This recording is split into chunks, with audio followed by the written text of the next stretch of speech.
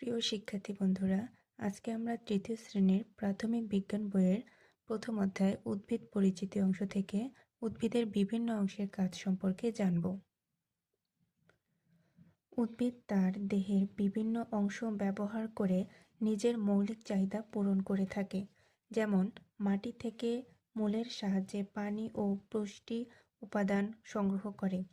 উদ্ভিদের প্রতিটি অংশের কাজ সুনির্দিষ্ট এবং এক অংশের কাজ অন্য অংশ থেকে ভিন্ন। এখানে আমরা একটি উদ্ভিদের ছবি দেখতে পাচ্ছি। এই উদ্ভিদে আমরা 4টি অংশ দেখতে পাচ্ছি: ফুল, কাণ্ড, পাতা, মূল। উদ্ভিদের এই প্রতিটি অংশের কাজ সুনির্দিষ্ট এবং এক অংশের কাজ অন্য অংশ থেকে ভিন্ন।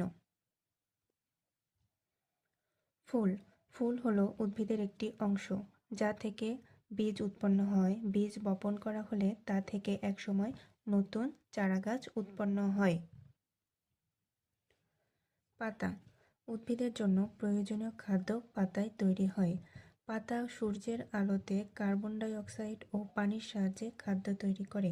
উদ্ভিদ এই সময় আমাদের প্রয়োজনীয় অক্সিজেন বাতাসে ছেড়ে দেয়।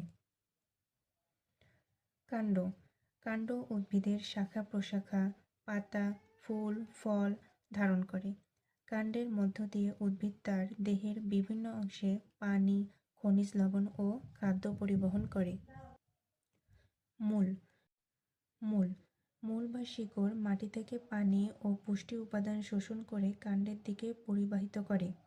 মাটির সাথে উদ্ভিদকে আটকে থাকতে সাহায্য করে। আমরা এই অংশ থেকে উদ্ভিদের 4টি অংশ সম্পর্কে জানলাম এবং এই অংশগুলো কি কাজ করে তা সম্পর্কে জানতে পারলাম। চলো পারি কিনা দেখি। পরিচিত উদ্ভিদের ছবি। এখানে একটি উদ্ভিদের ছবি দেয়া আছে এবং এর 3টি অংশ দেয়া আছে। এই অংশের নাম হচ্ছে পাতা, খ কাণ্ড, গ মূল।